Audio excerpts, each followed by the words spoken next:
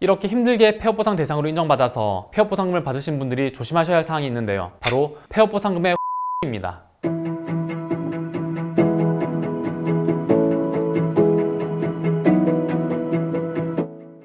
안녕하세요. 부동산 전문 변호사 나연호입니다. 영업보상 대상인 영업이 폐업보상에 해당되면 보상금의 액수가 일반적인 휴업보상보다 훨씬 크기 때문에 본인의 영업도 폐업보상에 해당되는 것은 아닌지 많이들 문의 주시는데요. 실제로 폐업보상으로 인정받기 위해서는 여러가지 까다로운 조건을 충족시켜야 하기 때문에 폐업보상을 받는 것이 쉽지는 않습니다. 오늘 영상에서는요, 이 폐업보상에 대해서 자세히 알려드릴 테니까요, 본인의 영업이 폐업보상 대상에 해당되는지 여부가 궁금하신 분들은 오늘 영상을 집중해서 보시기 바랍니다. 일단 제가 기존에 영업손실보상의 기본적인 내용에 대해서 자세히 설명드린 영상이 있으니까 해당 영상을 먼저 시청하시고 이 영상을 보시면 도움이 될 것 같습니다. 폐업보상은 해당 영업을 근처의 다른 장소에서 다시 시작하는 것이 객관적으로 가능한지 불가능한지에 따라서 가능하면 휴업보상, 불가능하면 폐업보상이라고 생각하시면 되는데요. 폐업보상은 2년간의 영업이익에 영업용 고정자산, 원재료, 제품 및 상품 등의 매각 손실액을 더한 금액으로 평가하게 됩니다. 여기에서 영업이익은 해당 영업의 최근 3년간의 평균 영업이익을 기준으로 해서 평가하되, 공익사업의 계획 또는 시행이 공고 또는 고시됨으로 인해서 영업이익이 감소된 경우에는 해당 공고 또는 고시일 전 3년간의 평균 영업이익을 기준으로 평가하고 있는데요.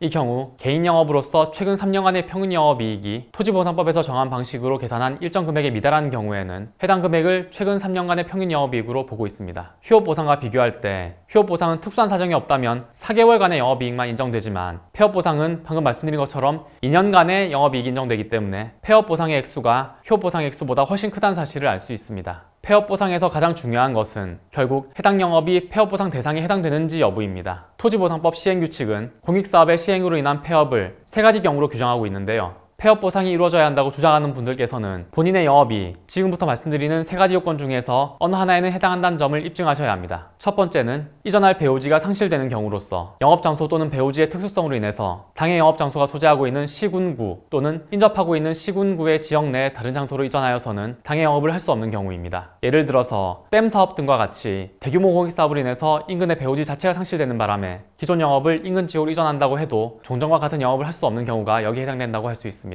여기에서 배후지는 해당 영업의 수익을 올리는 고객이 소재하는 지역적 범위를 말하고요. 배후지에는 제품 판매 지역뿐만 아니라 원료의 공급 지역도 포함됩니다. 그리고 배후지의 특수성이란 도정공장 등의 경우와 같이 제품 원료 및 취급 품목의 지역적 특수성으로 인하여 배후지가 상실될 때에는 해당 영업을 계속할 수 없는 경우와 같이 배후지가 해당 영업에 갖는 특수한 성격을 말합니다. 두 번째는 법적으로 이전이 불가능한 경우로 당해 영업소가 소재하고 있는 시군구 또는 인접하고 있는 시군구의 지역 안에 다른 장소에서는 당해 영업의 허가 등을 받을 수가 없는 경우인데요. 여기에는 해당 영업소가 소재하고 있는 시군구 또는 인접하고 있는 시군구의 지역에서 관련 법령의 제한으로 해당 영업의 허가 또는 면허를 받을 수 없거나 신고가 수리되지 않는 경우와 국토계획법 등 관련 법령에 따른 용도지역 등의 제한으로 해당 영업의 허가 또는 신고 자체가 불가능한 경우가 모두 해당됩니다. 마지막 3번째 경우로는 사실상 이전이 불가한 경우로서 도축장처럼 악취가 심해서 인근 주민에게 혐오감을 주는 영업시설과 같이 해당 영업소가 소재하고 있는 시군구 또는 인접시군구의 지역 안에 다른 장소로 이전하는 것이 현저히 곤란하다고 관할관청의 장이 객관적인 사실을 근거해서 인정하는 경우입니다. 여기서 다른 장소로 이전하는 것이 현저히 곤란하다는 것은 이전에서 영업을 계속하는 것이 사실상 불가능한 정도에 이르러야 하고요. 객관적인 사실은 단순히 이전이 불가능하다는 공문만으로는 부족하고 실제적으로 해당 시군구에서 동종 영업의 허가 등이 이루어지지 않고 있는 등의 사실의 적시가 필요하다는 의미입니다. 이렇게 힘들게 폐업보상 대상으로 인정받아서 폐업보상금을 받으신 분들이 조심하셔야 할 사항이 있는데요. 바로 폐업보상금의 환수입니다. 토지보상법은 영업자가 영업의 폐지 후 2년 이내에 해당 영업소가 소재하고 있는 시군구 또는 인접시군구 지역 안에서 동일한 영업을 하는 경우에는 영업의 폐지에 대한 보상금을 환수하고 다시 영업의 휴업 등에 대한 손실을 보상하도록 하고 있는데요.